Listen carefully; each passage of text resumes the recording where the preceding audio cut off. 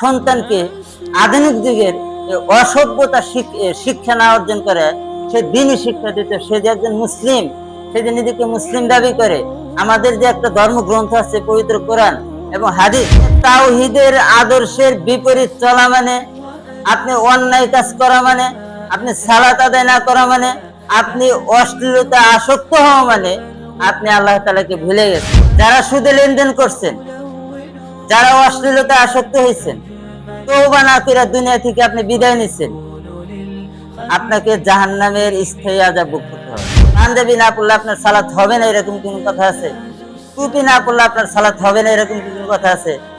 তাহলে তো হুজুরদের কাজ নাই, এটা সবারই কাজ। প্রত্যেকটা যুব সমাজের ভিতরে পশ্চিমা সংস্কৃতি, যেটা এই যে আপনি স্টাইল করে চুল কাটেন, আপনি টাকনুর নিচে প্যান্ট পরেন, এটা কি মুসলিমদের সংস্কৃতি?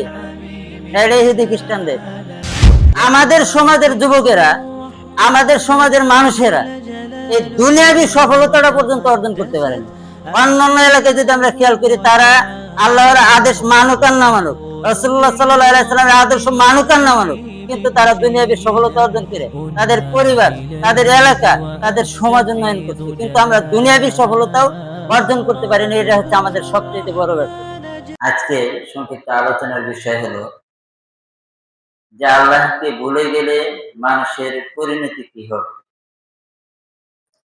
আমাদের বর্তমান সময়ে, বর্তমান সমাজে অনেক মানুষ আছে যারা একদম গরিব, আছে না এরকম? অনেক মানুষ আছে অনেক কষ্টে দিন যাপন করে, কিন্তু কাউকে কিছু বলে না। এরকম কষ্টে থাকা মানুষ এই দুনিয়াতে আছে কিনা? এক কথায় যদি বলি যে আপনি হয়তো অনেক টাকা ইনকাম করতেছেন, আর একজন হয়তো কম টাকা ইনকাম করতেছে, কিন্তু যে যত বেশি টাকা ইনকাম করতেছে তার আরো প্রয়োজন, তার মানে সেও অভাবের মধ্যে আছে।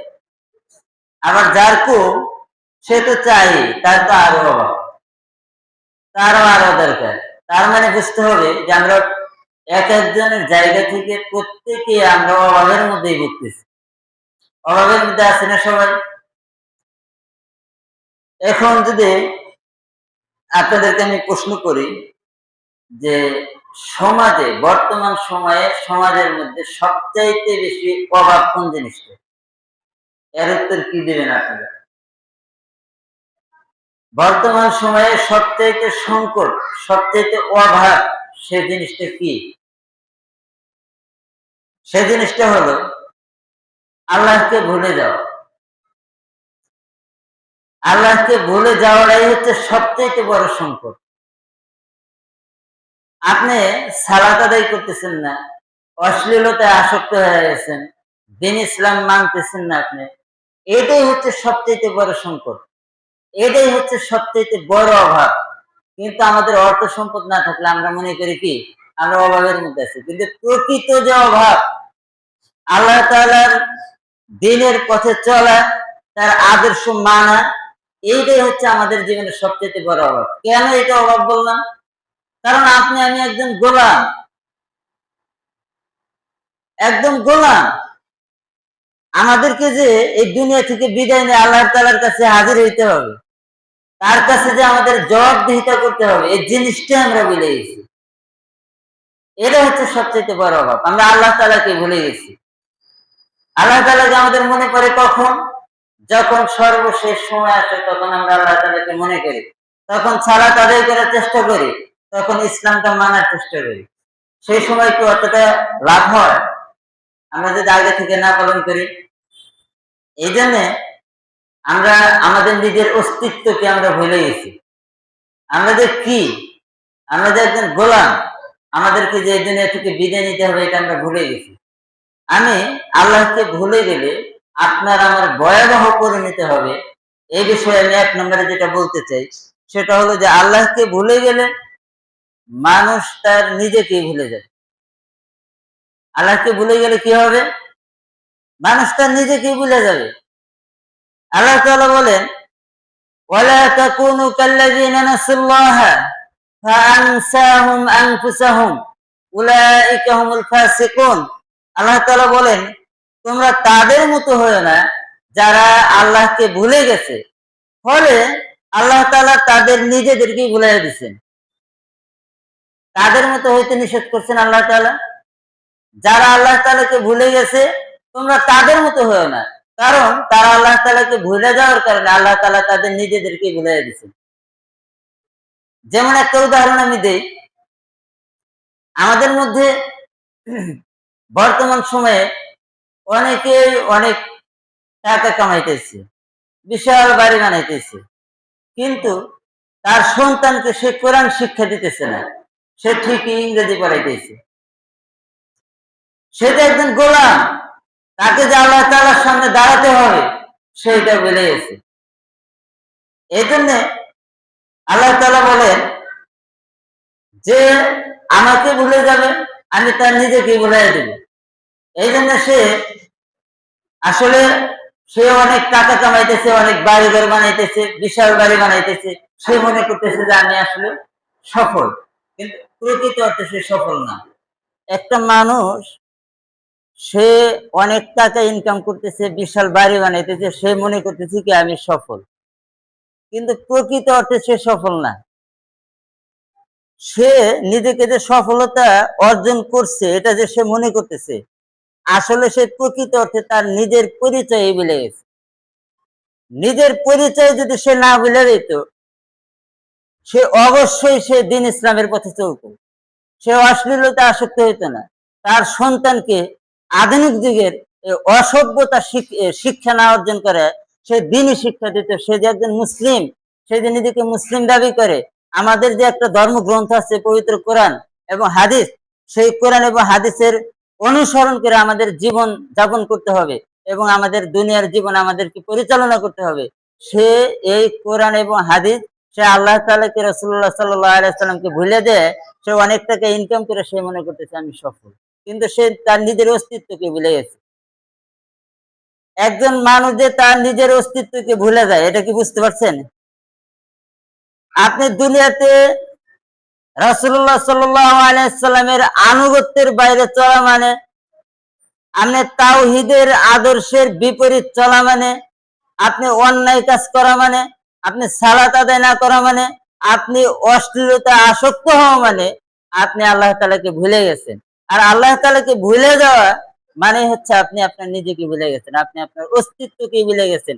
আপনাকে যে আল্লাহ তাআলার সামনে দাঁড়াতে হবে, আপনি এটাই ভুলে গেছেন। দ্বিতীয় কথা হলো যে, যে ব্যক্তি আল্লাহ তাআলাকে ভুলে যাবে তার অন্তরকে আল্লাহ তাআলা কঠিন করে দিবেন। কি করে দিবেন? কঠিন করে দিবেন। আল্লাহ তাআলা বলেন, সুম্মা কাসাত কুলুবুকুম মিন বাদি যালিকা ফাহিয়া কাল হিজারাতি আও আশাদ্দা কাসসা। আল্লাহ তাআলা বলেন যে আমি তাদের অন্তর কঠিন করে দেব, পাথরের মতো কঠিন, বরং তার চাইতেও কঠিন করে দেব। এটা কাদেরকে বলা হয়েছে? একটা উদাহরণ দিলে বুঝতে পারবে যে বর্তমান সময়ে একজন মানুষ রক্তাক্ত অবস্থায়, সে অনেক বিপদে আছে, সে রাস্তায় পড়ে আছে, সেই মানুষটাকে সহযোগিতা না করে সেই মানুষটাকে আমরা ভিডিও করতেছি, তার রক্তাক্ত চেহারা আমরা ভিডিও করতেছি। একজন মানুষ বিপদে পড়ছে, তারপরে আমরা তাকে সহযোগিতা করতেছি না। আপনি অনেক সম্পদের মালিক, কিন্তু একজন ব্যক্তি সে অনেক কষ্টে দিন যাপন করে, আপনার এই অর্থ সম্পদ অনেক, আপনি এই অর্থ সম্পদটা দিয়ে আপনি বিবাহের মধ্যে অপচয় খরচ করতেছেন, গান বাজনা করতেছেন, অপচয় খরচ করতেছেন, অন্যায় অশ্লীলতায় খরচ করতেছেন, অথচ আপনার আশেপাশের মানুষ অনেক কষ্টে দিন যাপন করতেছে, তারে আপনি সহযোগিতা করতেছেন না, মানে কি আপনার অন্তরটা কি হয়ে গেছে? কঠিন হয়ে গেছে, শক্ত হয়ে গেছে।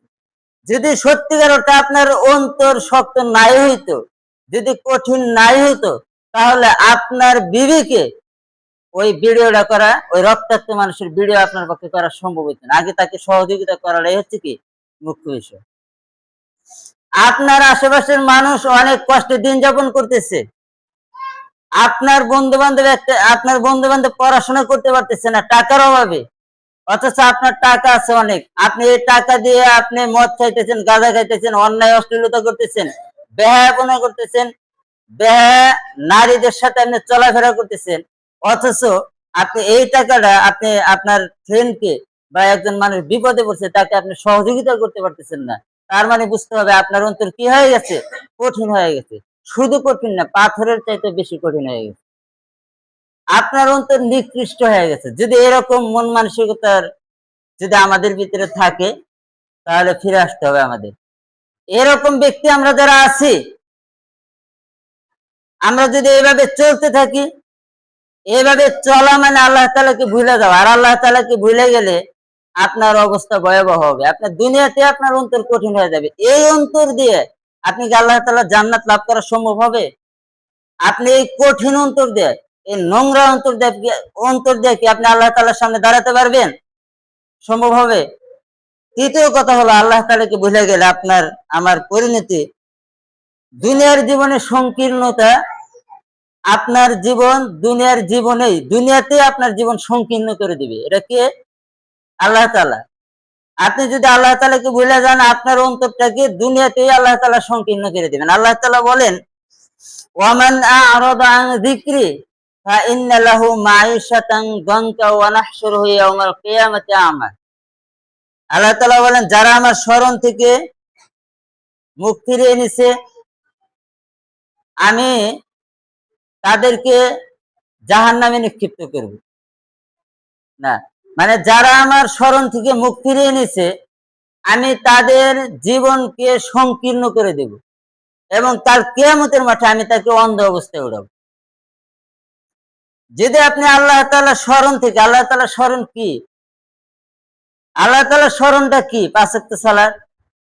আপনি মসজিদে সালাতের জন্য আসছেন মানে কি আল্লাহ তাআলাকে স্মরণ করেই আসছেন। এই যে আজকে জুমার সালাতে আসছেন, আল্লাহ তাআলাকে স্মরণ করে জুমার সালাতে আসেন নাই? প্রত্যেকটা কাজেই, শুধু মসজিদ না, আপনার জীবনের প্রত্যেকটা সময়ে আপনি যখন একটা কাজ দিবেন, আপনাকে চিন্তা করতে হবে যে আমি এই কাজটা দিতেছি, এই কাজটা দেওয়া মানে আল্লাহ তাআলা এই কাজ দেওয়ার মধ্যে আল্লাহ তাআলা খুশি আছেন না অখুশি আছেন, এই বিষয়টা আপনাকে চিন্তা করতে হবে। আপনি কাজ দিতেছেন, আপনি 10টা কাজ দিলেন, কিন্তু সেই 10টা কাজের চিন্তা ভাবনা হলো যে আমি এই পথে হাঁটা মানে আমি সামনে জেনা করব, এই পথে হাঁটা মানে আমি সামনে যা সিগারেট খাবো, এই পথে হাঁটা মানে আমি সালাত আদায় করবো না অন্যায় অশ্লীলতা করব। তাহলে আল্লাহ তাআলা স্মরণ থেকে যদি আপনি মুখ ফিরে আনেন, তাহলে আল্লাহ তাআলা আপনার জীবনকে কি করে দিবেন? সংকীর্ণ করে দিবেন। এবং আল্লাহ তাআলা কাল কিয়ামতের মাঠে আপনাকে অন্ধ অবস্থায় উঠাবে। আর কাল কিয়ামতের মাঠে আল্লাহ তাআলার সামনে আল্লাহ তাআলাকে দেখার অনেক স্বপ্ন আমাদের। দুনিয়া থেকে আমরা আল্লাহ তাআলাকে দেখতে পারতেছি, তাকে না দেখে আমরা অনুসরণ করতেছি না, শুধু কথার মাধ্যমে। তো সে আল্লাহ তাআলা দেখতে কেমন, তার নিদর্শন কেমন, এটা আমাদের প্রত্যেকের একটু হলেও আকাঙ্ক্ষা হয় যে আমরা আল্লাহ তাআলাকে দেখবো, তিনি কেমন। আর আপনি যদি অন্ধ অবস্থায় ওঠেন, অন্ধ অবস্থায় যদি কাল কিয়ামতের মাঠে আপনাকে উঠানো হয়, আপনার নবী মুহাম্মদ রাসূলুল্লাহ সাল্লাল্লাহু আলাইহি ওয়াসাল্লামকে তো আপনি দেখতে পারবেন না, আপনি কাউকেই দেখতে পারবেন না। এই জন্য আল্লাহ তাআলা দুনিয়াতে আপনার জীবন সংকীর্ণ করে দিবেন। কেন করে দিবেন? যদি আপনি আল্লাহ তাআলাকে ভুলে যান। আল্লাহ তাআলাকে ভুলে যাওয়া মানে দুনিয়াতে আপনি চলাফেরা করতেছেন, সালাত আদায় করতেছেন না, অন্যায় অশ্লীলতা আসক্ত হয়ে আছেন, গান বাজনা শুনতেছেন, এইগুলা করা মানে কি? আপনি আল্লাহ তাআলাকে ভুলে গেছেন। আর আল্লাহ তাআলাকে ভুলে গেলে আপনার জীবন কি করে দিবেন? সংকীর্ণ করে দিবেন এবং কাল কিয়ামতের মাঠে আপনাকে অন্ধ অবস্থায় উঠাবেন। এটা আল্লাহ তাআলার স্পষ্ট ঘোষণা। তাহলে চতুর্থ নম্বর কথা হলো যে আপনি যদি আল্লাহ তাআলাকে ভুলে যান, কাল কিয়ামতের মাঠে ভয়ঙ্কর শাস্তি অপেক্ষা করতেছে। কাল কিয়ামতের মাঠ যে হবে, এটা কি বিশ্বাস হয় আমাদের? একটু হলেও অনুশোচনা হয়?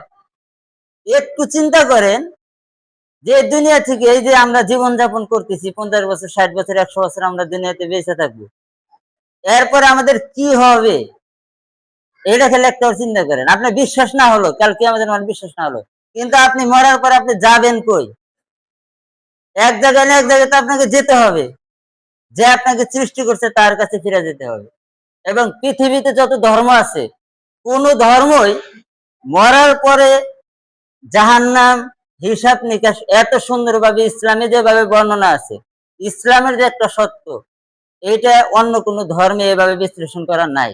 নাস্তিকরা তো বিশ্বাসই করে না যে মরার পরে আমাদের কিছু হবে, বা আল্লাহ আছে এটাই তো বিশ্বাস করে না। কিন্তু ইসলাম ধর্ম, তাদের দিক নির্দেশনা, তাদের পথ এত সুন্দর, কাল কিয়ামতের মাঠে আপনি মৃত্যুবরণ করার পরে কি হবে না হবে পার্ট টু পার্ট একদম স্পষ্টভাবে বর্ণনা করে দেওয়া আছে।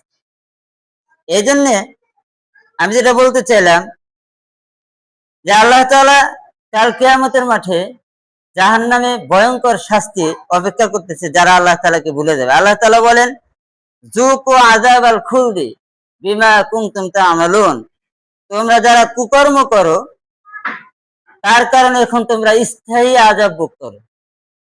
আমরা যারা দুনিয়াতে কুকর্ম করছি, যারা অন্যায় অশ্লীল কাজ করছি, যারা রাসূলুল্লাহ সাল্লাল্লাহু আলাইহি ওয়াসাল্লামের আদর্শের পথে আমরা চলি নাই, আমাদেরকে আল্লাহ তাআলা সতর্ক করে বলে দিয়েছেন, তোমরা যারা দুনিয়াতে কুকর্ম করছো, অন্যায় কাজ করছো, আজকে এই কারণে তোমরা জাহান্নামে স্থায়ী আযাব ভোগ করো।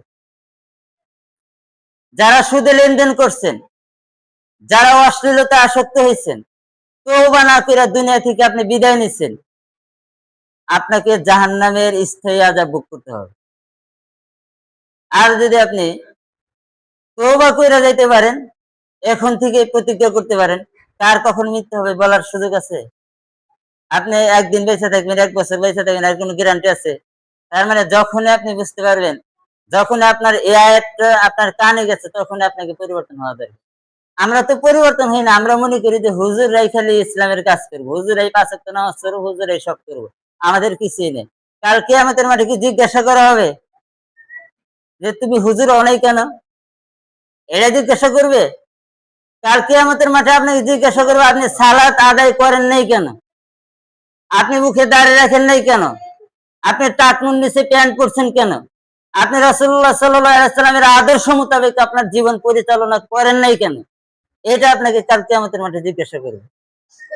তা আপনি হুজুর নাকি আপনি শার্ট পরে থাকেন বা আপনি প্যান্ট পরে থাকেন, এটা আপনাকে জিজ্ঞাসা করা হবে না। তবে প্যান্ট পরে থাকলে আপনাকে জিজ্ঞাসা করা হবে যদি আপনি টাকনুর নিচে প্যান্ট পরেন। আর উপরে পইরা যদি আপনি সালাত আদায় করেন, আপনার সালাত হবে না এরকম কি কোনো কথা আছে? পাঞ্জাবি না পড়লে আপনার সালাত হবে না এরকম কি কোনো কথা আছে? টুপি না পড়লে আপনার সালাত হবে না এরকম কি কোনো কথা আছে? তাহলে তো হুজুরদের কাজ না এটা। এটা সবারই কাজ। এতেই বোঝা যায়। যাই হোক, আমরা যারা অন্যায় কাজে এখনো লিপ্ত আছি, আমাদেরকে আল্লাহ তাআলা সতর্ক করে বলে দিয়েছেন, তোমরা যারা দুনিয়াতে কুকর্ম করো, এই কুকর্মের কারণে আজকে জাহান্নামে তোমাদেরকে স্থায়ী আযাব ভোগ করতে হবে। তারপরে আল্লাহ তাআলা বলেন যে আল্লাহ তাআলার ওয়াদা অটল। আল্লাহ তাআলার যে কথাগুলা, এই কথাগুলোর ভিতরে তো কোনো সন্দেহ থাকার কোনো সুযোগ নাই। আমি যে কথাগুলা বললাম, এই যে এতক্ষণ যে আলোচনা করলাম, ৩ টা আয়াতের বিশ্লেষণ করলাম, এই আয়াতের ভিতরে কি কোনো সন্দেহ থাকার কোনো সুযোগ আছে? আল্লাহ তাআলার প্রত্যেকটা কথা, প্রত্যেকটা ওয়াদা অটল। এর চুল পরিমাণ কোনো এদিক সেদিক হবে না। আপনি দুনিয়াতে একটা ওয়াদা করলেন, সেই ওয়াদার ১৯-২০ হতে পারে। বা আপনি একজনকে বলতে পারেন যে ওই ব্যক্তিটা আমার কাছে অন্যায় করছে, ওরে আমি জীবনে মাফ করব না। কিন্তু একটা সময় মনটা নরম হইতে পারে, আপনি মাফ করতে পারেন। কিন্তু আল্লাহ রাব্বুল আলামিনের যে ওয়াদা, সেটার কোনো ১৯-২০ হবে না। তবে সেটার পরিবর্তন আপনি করতে পারবেন দুনিয়াতেই। আপনি অন্যায় করছেন, অন্যায়ের ক্ষমা আছে যদি আপনি তাওবা করেন বা প্রতিজ্ঞা করেন এই অন্যায়টা আর করব না। কিন্তু আপনার মৃত্যুবরণ করার পরে সাথে সাথে আপনার হিসাব নিকাশ সব, মানে আপনার আমল-টামল সব বন্ধ। এখন হিসাব নিকাশ শুরু। এখন আল্লাহ তাআলার ওয়াদা যা যা বলছেন, প্রত্যেকটা কথার পয়েন্টে পয়েন্টে হিসাব হবে। এইজন্য আল্লাহ রাব্বুল আলামিনের ওয়াদা অটল। এর ভিতরে কি কোনো সন্দেহ আছে? আল্লাহ তাআলার যে কোরআন, এর ভিতরে কোনো সন্দেহ আছে? সন্দেহ থাকলে আমরা কিন্তু মুসলিম থাকতে পারবো না। সন্দেহ নাই, তবে আবার সন্দেহ আছেও। যেহেতু আমরা তার বিধান আমরা মানতে পারি না, তার স্মরণে আমরা রাসূলুল্লাহ সাল্লাল্লাহু আলাইহি সাল্লামের আনুগত্য করতে পারি না, তার মানে বুঝতে হবে এই বিধানের ভিতরে আপনার সন্দেহ আছে। এই বিধানের ভিতরে যদি আপনার সন্দেহ না থাকতো, তাহলে আপনি আল্লাহ তাআলার বিধানকে আঁকড়ে ধরে আপনার জীবন পরিচালনা করতে পারতেন। পারেন না মানে কিছুটা হলে সন্দেহ আছে। এখন হচ্ছে আল্লাহ তাআলা বলেন ইন্নাল্লাযীনা কাফারু বিআয়াতিনা সাওফা নুসলিহিম নার। আল্লাহ তাআলা বলেন কুল্লামা নাদিজাত জুলুদুহুম বাদদালনাহুম জুলুদান গায়রা লিয়াযুকুল আযাব। আল্লাহ রাব্বুল আলামিন বলেন, আল্লাহ তাআলার ওয়াদা হচ্ছে অটল। যারা তার দিন ছেড়ে দিবে তাদেরকে আল্লাহ তাআলা জাহান্নামের কঠিন আযাবে নিক্ষিপ্ত করবেন। আল্লাহ রাব্বুল আলামিন বলেন, যারা আমার আয়াত অস্বীকার করে আমি তাদেরকে জাহান্নামে নিক্ষিপ্ত করব। যারা আমার আয়াত অস্বীকার করবে, তার আয়াত কোনগুলা? মানে পবিত্র কোরআন। আপনি রাসূলুল্লাহ সাল্লাল্লাহু আলাইহি সাল্লামের বিরোধিতা করা মানেই, তার দেওয়া পদ্ধতি অনুযায়ী চলা না মানেই আপনি কি করলেন? তার আয়াত অস্বীকার করলেন। আল্লাহ তাআলা বলেন, যারা আমার আয়াত অস্বীকার করবে আমি তাদেরকে জাহান্নামে নিক্ষিপ্ত করব এবং জাহান্নামে তাদেরকে শাস্তি দেওয়া হবে, তাদের চামড়া পুড়ে যাবে। পুড়ে যাওয়ার পরে আবার আল্লাহ তাআলা নতুন চামড়া দিবে। এভাবে তার জাহান্নামের শাস্তি চলতেই থাকবে। এটা কোনো কল্প কাহিনী? এটা কোনো গল্প মনে হয়? এটা কোনো কল্পনা মনে হয়? এটা বাস্তব। এটা আপনাকে বিশ্বাস করতেই হবে। সম্মানিত মুসলিম, দুনিয়ার আগুন এবং জাহান্নামের আগুন কিন্তু এক না। দুনিয়ার আগুনে আপনি হাত দিলে আপনার হাতের চামড়া পুড়ে যাবে এবং জাহান্নামের আগুন এটা এমন একটি আগুন যে আগুনে আপনাকে নিক্ষিপ্ত করলে আপনার চামড়া পুড়ে ছাই হবে, আবারও নতুন করে চামড়া দেওয়া হবে, আবারও পুড়ে যাবে, আবারও চামড়া দেওয়া হবে। দুনিয়ার জীবনে আপনার চামড়া পুড়ে গেলে বা কারেন্টে শর্ট খেলে একটু চামড়াটা মানে পুড়ে গেলে সেটা সারতে কতদিন সময় লাগে? দীর্ঘদিন সময় লাগে না? অনেকদিন সময়, অনেক কষ্ট ভোগ করার পরে আপনার চামড়া এটা সেরে যায়। আপনার চামড়া দুনিয়াতে পুড়ে গেল একটা দুর্ঘটনার কারণে। এটা আপনি অনেক দিনের কষ্ট ভোগ করলেন, 2 মাস, 5 মাস, 1 বছর আপনি ভোগ করলেন। ভোগ করার পরে আপনি অনেক কষ্টে সুস্থ হলেন, অনেক টাকা পয়সা খরচ করে আপনি সুস্থ হলেন। সুস্থ হওয়ার পরে আপনি আবারও চামড়া আপনার পুড়ে গেল, আপনার কেমন লাগবে? এত কষ্ট, এত উপার্জন করে, এত অর্থ সম্পদ ব্যয় করে, এত কষ্ট সহ্য করে আপনার চামড়াটা আপনি পুনরায় ভালো হলো, হওয়ার পরে আবারও আপনার পুড়ে গেল, আপনার কেমন লাগবে দুনিয়াতে? আর জাহান্নামে আপনার প্রতিনিয়ত এই শাস্তি হতেই থাকে। আপনি যদি আল্লাহ তাআলার স্মরণ থেকে মুখ ফিরিয়ে নেন, তার আয়াতকে যদি আপনি অস্বীকার করেন, তার সালাত যদি আপনি না আদায় করেন, তার দেওয়া পদ্ধতি অনুযায়ী যদি আপনার জীবন পরিচালনা না করতে পারেন, তাহলে আপনাকে জাহান্নামে যেতে হবে এবং জাহান্নামে যাওয়ার পরে আপনার এরকম শাস্তি ভোগ করতে হবে। এটা কোনো কল্প কাহিনী না, এটা আল্লাহ তাআলার ওয়াদা। এটা আল্লাহ তাআলা বলছেন, এটা আল্লাহ তাআলা করবেন। এর ভিতরে ন্যূনতম পরিমাণ কোনো সন্দেহ থাকার কোনো সুযোগ নেই। সর্বশেষ কথা হলো, যেটা আমি বলতে চাই, যে আল্লাহ তাআলা বিশেষ করে যুব সমাজকে সতর্ক করছেন। আল্লাহ রাব্বুল আলামিন বলেন, এর আগে আমি স্মরণ করে দিয়েছিলাম, ইঙ্গিত দিয়েছিলাম, সেই বিষয়ে একটু বলি। আল্লাহ রাব্বুল আলামিন বলেন, ওয়ালিয়াস্তাফিফিল্লাযীনা লা ইয়াজিদুনা নিকাহান হাত্তা ইগনিয়াহুমুল্লাহু মিন ফাদলি। এই যুব সমাজ এই সমাজকে, এই রাষ্ট্রকে পরিবর্তন করতে পারে এবং এই সমাজে, এই দেশে, এই রাষ্ট্রে ন্যায় প্রতিষ্ঠা করতে পারে যুবকরাই। মুরব্বীদের পরামর্শে যুবকদের মাধ্যমে কি হবে? এই সমাজে শান্তি প্রতিষ্ঠিত হবে। আপনি যদি পূর্বের যুগে খেয়াল করেন, রাসূলুল্লাহ সাল্লাল্লাহু আলাইহি সাল্লামের সেই সোনালী যুগ যদি খেয়াল করেন, সেখানেও যুবক সাহাবী ছাড়া কিন্তু সম্ভব হয়নি। তাদের ত্যাগের মাধ্যমে, তাদের কষ্টের মাধ্যমে আমরা ইসলাম পাইছি। তারাও যুবক ছিল এবং যুবকদের উদ্দেশ্যে আল্লাহ তাআলা বলেন যে যারা বিবাহ করতে সক্ষম নয় তারা যেন তাদের লজ্জা এবং শিষ্টাচার ধরে রাখে এবং ততদিন পর্যন্ত ধরে রাখবে যতদিন পর্যন্ত আল্লাহ তাআলার অনুগ্রহ তাদেরকে না করেন। এন আল্লাহ তাআলার অনুগ্রহ করা পর্যন্ত কি আজকের যুব সমাজ কি অপেক্ষায় থাকে? আল্লাহ তাআলার অনুগ্রহ মানে কি? যতক্ষণ পর্যন্ত আপনার বিবাহের ব্যবস্থা না হয়, আপনি বিবাহ না করতে পারেন, ততক্ষণ পর্যন্ত আপনাকে কি করতে হবে? আপনার লজ্জা এবং শিষ্টাচার আপনাকে ধরে রাখতে হবে। আপনাকে অন্যায় অশ্লীল কাজ থেকে, হারাম থেকে, বেহায়াপনা থেকে বিরত থাকাই হচ্ছে কি লজ্জা এবং শিষ্টাচার ধরে রাখা। কিন্তু আজকের যুব সমাজ কিন্তু এটা করতে পারতেছে না। এই জন্য আপনি যে একটা কথা আমি মাঝে মধ্যেই বলি, যে আপনি মদ গাঁজা আপনি সহজে এটা বন্ধ করতে পারবেন না। আপনি একটা ক্রস ফায়ার দিলেন, তারপরে এই মদ গাঁজা সহজে বন্ধ করা যাবে না। প্রশাসন যদি এটা মানে হাতে নেয় যে আমি যারা মদ গাঁজা খাবে তাদেরকে ক্রস ফায়ার দিব, তারপরে এটা বন্ধ হবে না। কেন বন্ধ হবে না তা জানেন? কারণ তার অন্তরে তার এটা ভালো লাগছে এই জন্য সে খায়। কিন্তু একটা মানুষের যদি অন্তর পরিবর্তন না হয় যে এই জিনিসটা খারাপ, এই জিনিসটা খাইলে ক্ষতি হয়, এই জিনিসটা ইসলামে হারাম, এই জিনিসটা খাইলে আল্লাহ তাআলার নৈকট্য আমি লাভ করতে পারবো না, এই জিনিসটা যে পর্যন্ত সে না বুঝবে সে পর্যন্ত কি এটা থেকে সে বেরিয়ে আসতে পারবে না। আপনি যতই এটা চাপ দেন। তবে একটু হইলে পরিবর্তনের জন্য আমাদেরকে কাজ করতে হবে, সে যেভাবেই করুক, প্রশাসনিক ভাবে আর যেভাবে। এই জন্য লজ্জা এবং শিষ্টাচার যদি আমাদের ভিতরে না থাকে, আজকের যুব সমাজের ভিতরে যদি লজ্জা এবং শিষ্টাচার উঠে যায়, এই যুব সমাজটা কোনোদিন এই সমাজে শান্তি প্রতিষ্ঠিত হবে না, এই রাষ্ট্রে কোনোদিন শান্তি আসবে না। কারণ আপনার নিজেরই তো লজ্জা নাই, আপনি কিভাবে এই সমাজে শান্তি প্রতিষ্ঠা করবেন? শান্তি প্রতিষ্ঠা মানেই লজ্জা এবং শিষ্টাচার মানুষের ভিতরে ঢুকিয়ে দেওয়া। কিন্তু আপনার ভিতরে লজ্জা এবং শিষ্টাচার না থাকলে আপনি জনগণকে কি দিবেন?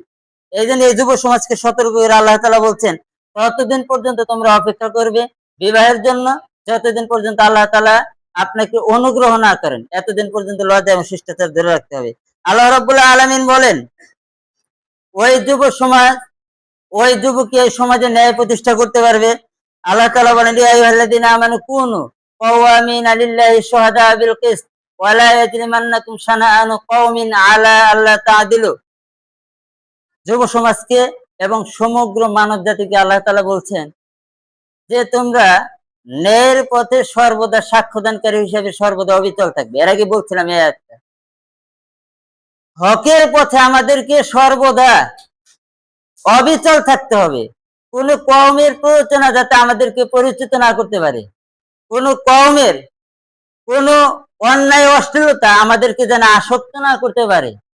এবং তোমরা সমাজে ন্যায় প্রতিষ্ঠা করবে, এটা হচ্ছে তাকওয়ার নিকটতা। এবং তোমরা আল্লাহকে ভয় করবে। এবং আমরা যা করি আল্লাহ তাআলা সবই দেখেন। নাকি ওই মাটির তলে যা করবেন এটা দেখবো না, এরকম কি? আল্লাহ তাআলা আপনি যেখানে যা করেন আল্লাহ তাআলা আপনার সবই দেখতেছেন।